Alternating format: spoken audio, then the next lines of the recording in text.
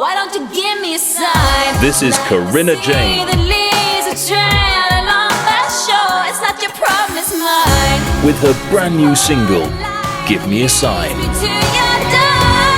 While the world still spins, As featured on BBC Introducing. it's just the way it's gotta be. Give me a sign about the things that we don't know. Why don't you give me a sign? Corinna Jane, Give Me a Sign. Out now. It's not your problem, it's mine.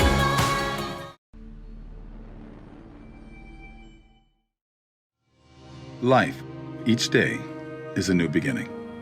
A new chance to call an old friend, go out and play, enjoy the things that matter most. Like family, friends, health, passions. None of us knowing, none of us imagining that someday it could all be ripped away. Hello, I'm Sophia Jessica, and welcome to the Fan Carpet. Hello there. Hello, Kevin. How you doing? Good. How you doing? Yeah, I'm good, thank you. So, So, what's up? just got a few questions for you for this documentary. So, but firstly, I've been a big fan of yours for a very long time, ever since Hercules and obviously Andromeda. So, I love both those shows. You kidding me? I had a great time doing them. yeah, I bet. I was speaking to my dad last night, and he remembers you by your character name, which is cool. I'm fine with that. Yeah, Dylan. Yeah, Dylan Hunt is one of his favorites. So yeah, That should have kept going, man. We were the #1 show in first run syndication, but the company that owned us, Tribune out of Chicago, they filed bankruptcy, even though we were making money for them. But a lot of other things weren't doing well for them, so they had to freeze all their assets. We had 2 more years in that show for sure. There should have been 44 more episodes, but we got 110 out there. But it was a little frustrating for all of us, trust me. it still lives on with syndication. Yeah, that's true. That's Yeah. true. Yeah, it's always a blast to watch. So, Thank if we go back to the beginning, was there a defining moment for you to get into the film industry? Oh yeah, it's easy for me. I was 11 years old. I grew up in Minnesota, west of Minneapolis. Minneapolis is very famous for the Guthrie Theater. The Guthrie Theater does a lot of plays there before it actually moves to Broadway in New York. And I took a field trip to the Guthrie, and it was The Merchant of Venice. It was Shakespeare. I don't know what the hell they were saying because it was Shakespeare, and I was 11 years old. But I was mesmerized by the actors on stage. And I told my parents, I said, look, I'm going to be an actor. And they said, that's nice, dear. So that's kind of how the whole thing started for me. But the seed was planted very early in my life. And when I got to college, university days, I had a double major, marketing and advertising business, but I took a minor in drama because I knew really what I wanted to do. But I also knew it'd be smart to get a business degree, a degree that you could really use if you wanted to use one. Absolutely. All right. So, so 6 Feet of Separation is quite a unique documentary in the sense that it was created during this unprecedented time in history. What was it about this particular documentary that enticed you to get involved? Well, I thought it was interesting because, you know, they really talked to everybody on both sides of the issue, you know, and I think, and I like that. I like an open debate. I don't want everybody to agree with me. I mean, I'm going to have the things I believe in, and people have the things they believe in. Let's have a discussion about it instead of getting all angry about it. I mean, you see what's going on in the world right now, people just attacking people and, you know, wear a mask. I don't want to wear a mask. You know, I mean, it's all over the place. It's just crazy out there. So I like the fact that that she put together a documentary that really covered everything.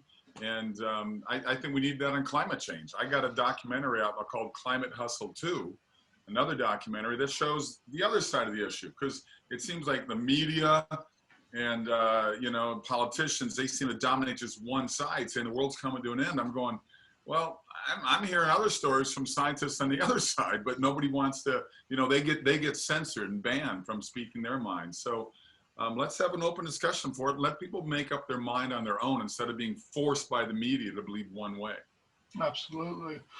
So this is a documentary, but do you have any preferred genres and do you have any favorite films? You know, it's funny because with the whole Hercules thing, that's sort of fantasy world, and you got sci-fi with Andromeda, and I love both of those. I mean, I grew up reading books like that. Even though I was a jock, I was a nerd when it came to things like that because I loved the original Star Trek series. I loved it. You know, I mean, as a little kid growing up, I saw all the reruns of Star Trek, and now I play the first captain ever created by Gene Roddenberry after Captain Kirk, and now I know Shatner. I go to his house and watch football games with the guy, and that kind of cracks me up because when they're shooting that series and it was on TV, I was like 6 years old, you know. So it's kind of cool in a way. But I love that. I mean, I want to do more like that. If I had my druthers, I would love to do another 7-year series like Hercules back down in New Zealand where I shot it. And then I told my wife I'd retire and spend the rest of my life in New Zealand. Right. Yeah, and beautiful. It's a beautiful country to retire to. Yeah. The landscapes are just breathtaking. I've never actually been there, but it looks. Where are you based right now? London, UK. Okay. Yeah. Yep. I hope to get back out there. I've done a lot of Comic-Cons there, but it's been a long time since I've been back. I know I'm doing a Comic-Con in March, I think, in Brussels. Unless they keep the world closed, I won't be back there. But I'd love to get back to London because I've always been received very well there with both my series. So I'm hoping to get back. Yeah, you've got a good following over here. Big fan base. Thanks. So, are there any genres that you haven't done yet that you'd like to? I'd like to do. I'm a sports nut. I'm a jock. I played football, American football, not soccer, not football in your world. Basketball. I would love to do some more sports movies. I really would. I've got some really good scripts. I got a couple really good basketball scripts. Like one I think would be a great television series. And you know, I people will say, if you weren't an actor, what would you be? I said, you know, I probably would have gone and followed my dad's footsteps and gone into teaching, only because I wanted to coach football and basketball at the high school level. So I would love to do more sports movies. I've got them, but it's just a matter of raising money for them right now. Right. Okay. So is that something that you're doing as well, like working behind the camera as well as in front of it? Yeah. I mean, I've been directing. I started directing back in the Hercules years, and I've been directing. I directed a movie called Let There Be Light. It's a faith-based movie. I hope people check it out, streaming on Amazon. It came out. It ran in theaters in America for about 2 years. I mean, 2 years ago for about 4 months. Did very, very well. It's streaming on Amazon now. I've got another movie called Miracle in East Texas, which is a true story about the oil boom in Texas in 1930. And it's I directed it, but I also starred in it along with Lou Gossett Jr. and John Ratzenberger. And fans know John's name from Cliff, the postman on Cheers. And every single Pixar film. He's in the voice of every Pixar. I know. So it's a wonderful film. It would have been released this summer if it wasn't for COVID. So we're holding on to it because it really needs to have a theatrical release. It's a wonderful movie, and I'm planning to do more directing. I enjoy doing it. The hardest thing, I mean, I do movies. I call them actors' movies only because a lot of actors want to do movies that you can play characters that are real. I can never really be Hercules. You know, you'll never be Iron Man. I mean, we can look at those movies and enjoy them. But I want to do movies that have real characters, that touch you emotionally, touch you physically, touch you psychologically, saying, you know, I know somebody like that, or that reminds me of what I'm going through right now. I want people to laugh and cry and cheer. And I try to do movies that are a little more positive than the violent movies and the angry movies that are coming out of Hollywood right now. So I'm just, I guess I'm the counterculture of what Hollywood's doing. But it's tough to raise $3 or $4 million. Sounds like a lot of money. That's catering on Pirates of the Caribbean and Avengers. Those are $300 million movies. So we got to compete against those guys. But I'm not going to stop doing it. I've been very lucky. I got 3 movies in the can, ready to come out. But 4 more lined up for next year. 1 I'll be directing. So I'm staying busy and, you know, just keep plugging away. Cool. That's great. So obviously you've stepped behind the camera and you do a lot of that. But are there any other aspects of the film industry that you'd like to pursue? Say that one more time. So my dog was barking at the door. I think it's all right. Yeah, no worries. Yeah, are there any other aspects of the film industry that you'd like to pursue outside of directing? Not really. I mean, I've been asked before, if you had to choose between acting or directing, which would you choose? I'd choose acting. That's still my number one passion. I still love getting on the set. The juices still flow. I get excited to be there. I just actually finished 8 episodes of a new half-hour comedy with Barry Bostwick. People might remember him from the original Rocky Horror Picture Show. He played the young groom of Susan Sarandon in that. And then he was also in a series called Spin City with Michael J. Fox. He played the goofy mayor in that. He's awesome in this. It's a half-hour comedy. It's sort of like Last Man Standing, Tim Allen show. Is that over where you guys are at? Yes, I believe so. Yeah. So it's a very funny show. It takes the piss out of both sides of the political aisle, which I think we need more of. But hopefully that'll be become a hit, and we'll shoot more of those. But we shot 8 episodes earlier this summer in LA. I left California. I live in Florida now, but I decided to make this move. I wanted to come here a long time ago because I've been shooting a lot of movies since Andromeda, and most of them shoot in Texas or further east. Nothing shoots in California. And I said, why are we dealing with the stupid traffic and taxes of this state? Let's get out of here. So we're in Florida now, and I love it. Been here 2 years now. Nice. So obviously you've been on both sides of the spectrum, being on TV and in films. Do you approach the roles differently? Not really. It really comes down to the writing. I mean, that's what it comes down to. The only difference is in television, you just move a lot quicker. You get 7 to 10 days to shoot these episodes, and you're just rolling with it. But I like that. I mean, I loved my 12 years between Hercules and Andromeda. It was 12 straight years from 1993 to 2005. So it was just boom, boom, boom. With movies, I've shot over 60 since then, and not all of them are good, but most of them are pretty good movies. And it's a slower pace because they take more days to shoot it, but there's a reason for that. That's why that's why movies have such a bigger scope to it than most television shows. But you look on TV shows, and you look at what Netflix is doing. That Lost in Space series, they were spending $13 million an episode. $13 million, but it was all sci-fi driven as well. I mean, computer. It was all computer generated as well. It looked beautiful, it looked amazing, and I love doing that. I wouldn't turn something down like that, but I still want to do movies that have it's like, if you're going to say who's my favorite director in features, it's probably Clint Eastwood. I love the way he directs, and I love the movies that he does. And Mel Gibson would be right up there too. Hacksaw Ridge I thought was just absolutely amazing. So, but those movies, that's more time and effort, but you can feel it, you can see it, and it has a grittier feel to it than what most television does. Absolutely, that's great. So in these unprecedented times, what are you looking forward to getting back to? Do you have any projects in the pipeline that you're looking forward to getting back to? I do. I've got 4 of them. One I'm going to be directing. It's the next Left Behind. The Left Behind novels were huge. There was about $80 million in sales of those. And I've got that one. I've got a sci-fi movie. I've got a thriller that I play the detective in, or we're hopefully going to shoot both those up in Canada back to back.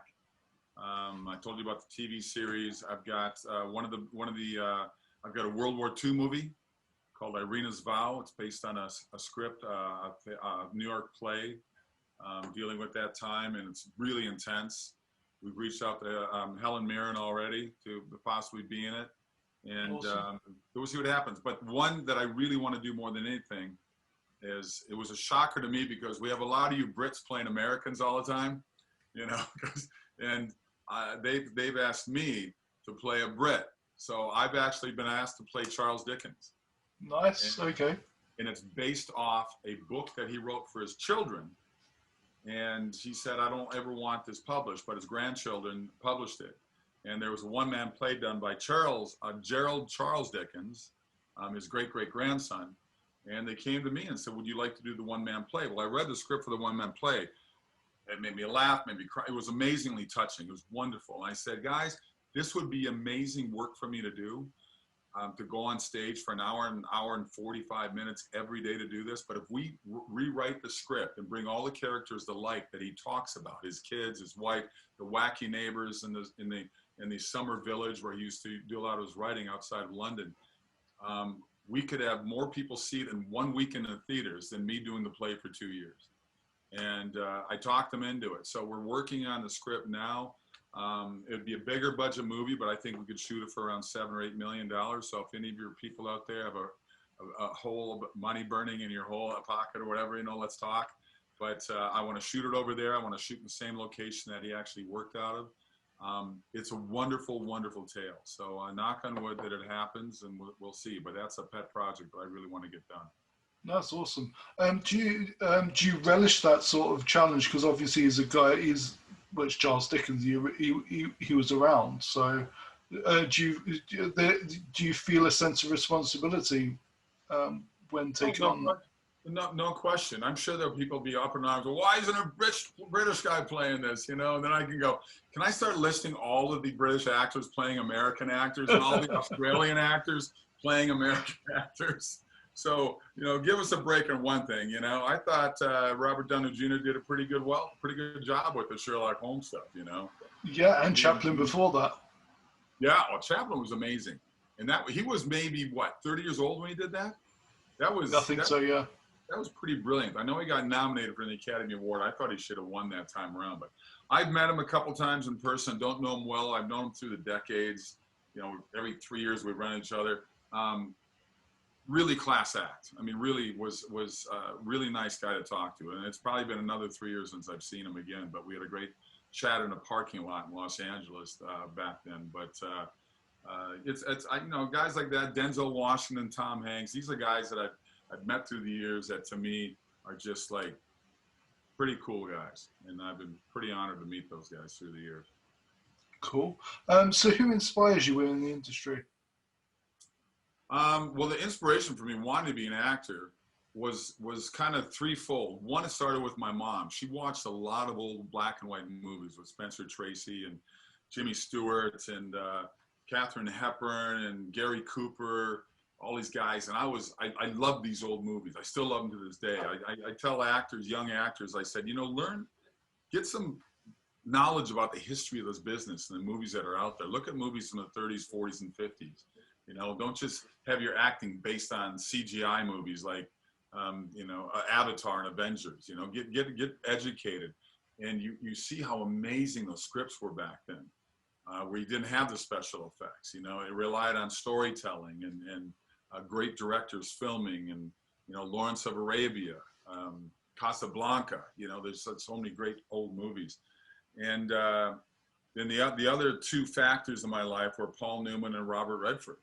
Those guys were heroes to me, and those are the movies I want to do. I never got to meet Paul Newman. I got a letter from him, from a friend of mine from high school who got to interview him during my Hercules years and told him how much I was a fan. He wrote me this wonderful letter. I got it hanging up in my office. And so those guys were huge in me wanting to pursue this industry. There's no question. Wonderful. That's awesome. So on the other side of that, is there a book that you're a fan of that hasn't been adapted to film or TV or Netflix yet that you'd love to be a part of? There's a book called The Final Rounds. In the final round, I'm an avid golfer. I've been to your neck of the woods in England and Scotland. I've golfed all over there. I haven't golfed Ireland yet. I'm planning on doing that. I'm fresh off the golf course this morning here in Florida, and I love the game. My father introduced it to me when I was a 10-year-old kid, and just fell in love with it. So, Final Rounds is a very touching story about a father who fought in World War II, and he was stationed there in England. And while he was there, a lot of the Brits he became friends with would bring him to St. Andrews or all these beautiful courses there. Well, now he's in his 80s, and he gets diagnosed with cancer. True story. And his son flies them over because they've never gone into England together to do all these golfing trips. And so they do these final rounds, these last final rounds together as father and son before he passed away. And it's a very funny, very touching book. And I'm hoping one day I can make this movie. Wonderful. Yeah, I look forward to that. So So with the popularity of streaming services like Netflix, what do you think the future of cinema is? Well, COVID has killed a lot of things right now, obviously, right? I'm tired of this. I'm not going to get all political about it, but I think there's something more going on here. When governments tell you what's essential and what's not essential, you look in America for these big companies that make billions of dollars like Walmart and Target. Now they're essential, but a mom and pop grocery store is not essential. That's been around for 4 generations or something.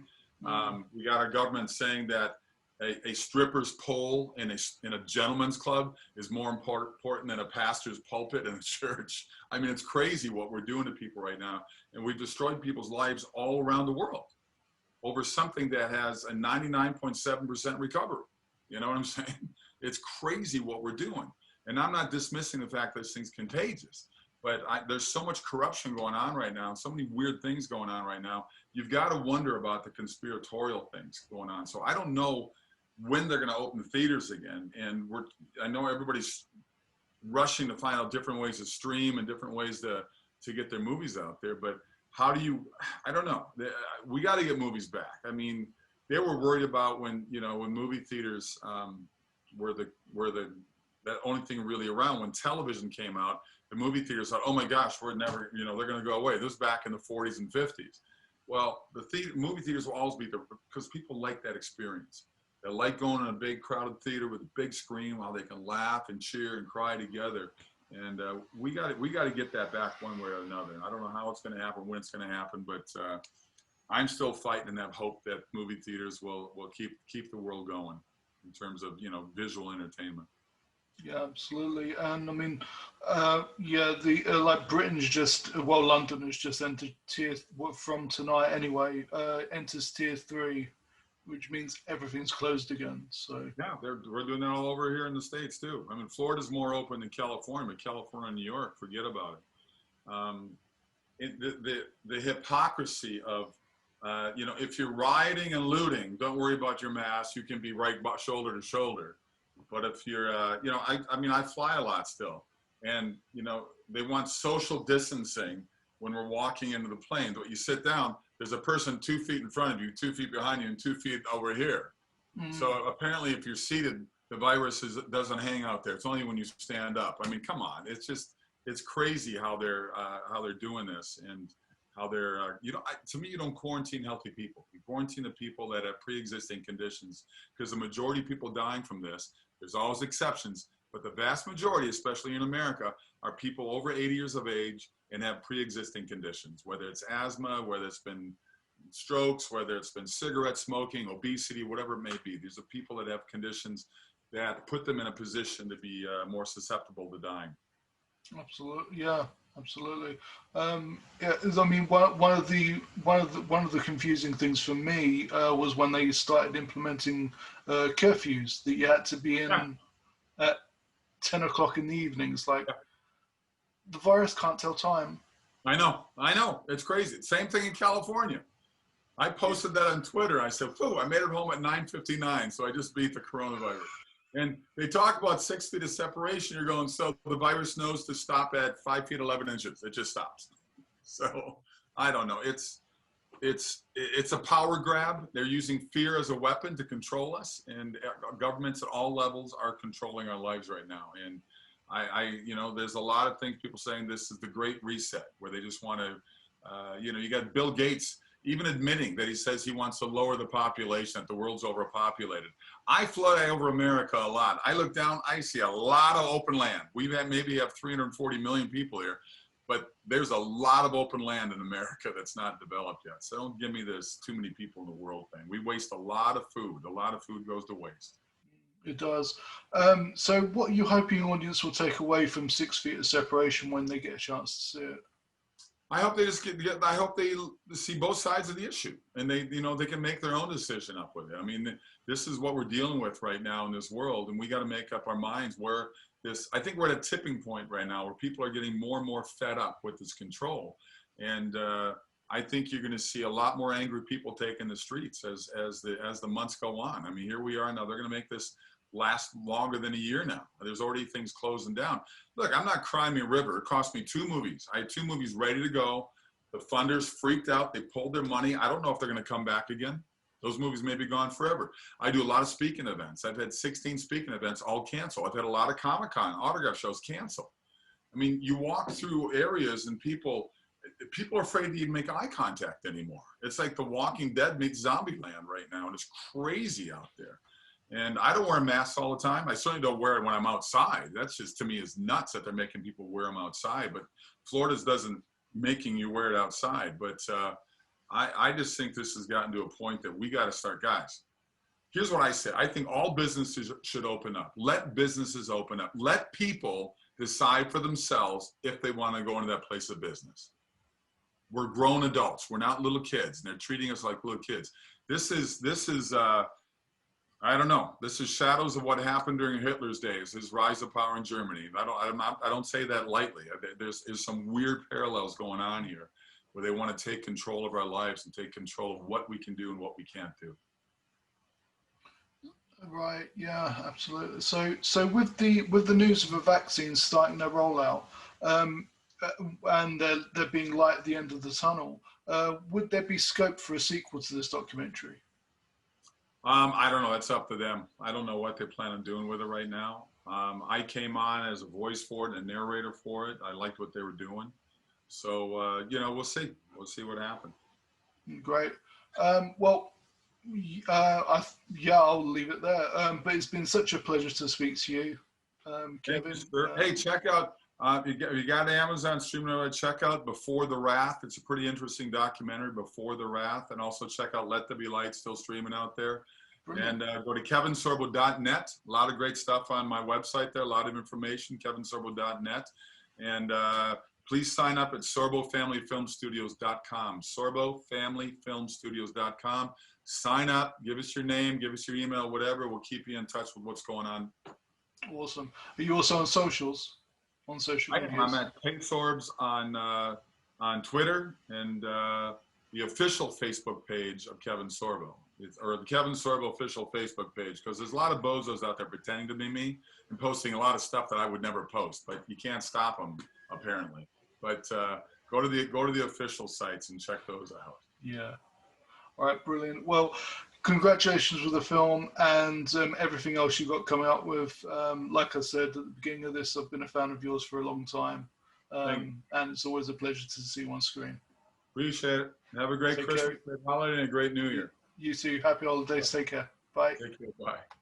Thank you for watching The Fan Carpet. Please follow us on Facebook, Twitter and Instagram for more content next time.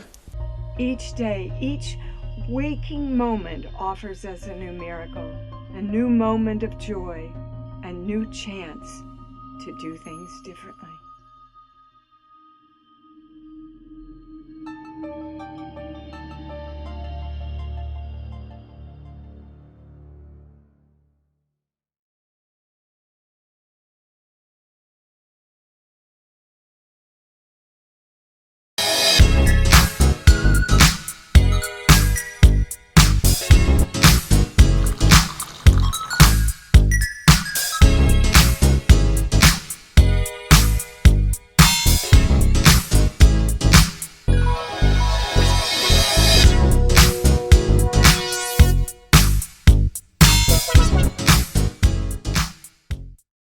I'm here on the largest of the Balearic Islands, Mallorca, with the turquoise waters of the Mediterranean Sea, beautiful mountainous landscape, the thriving city of Palma, quaint little market towns, a growing number of luxury hotels.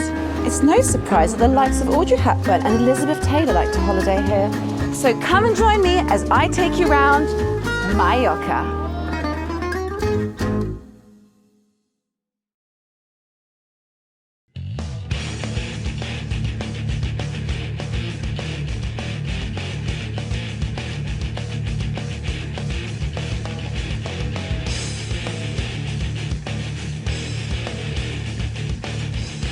Thank you for watching The Fan Carpet. If you like this video, be sure to click that thumbs up button at the bottom of your screen. And also be sure to subscribe to the Fan Carpet YouTube channels. They're absolutely free and so much fun too. Be sure to check out the official website, thefancarpet.com. Also, you can follow us on Facebook, Twitter, and Instagram to stay up to date with reviews, competitions, the latest news, and so much more.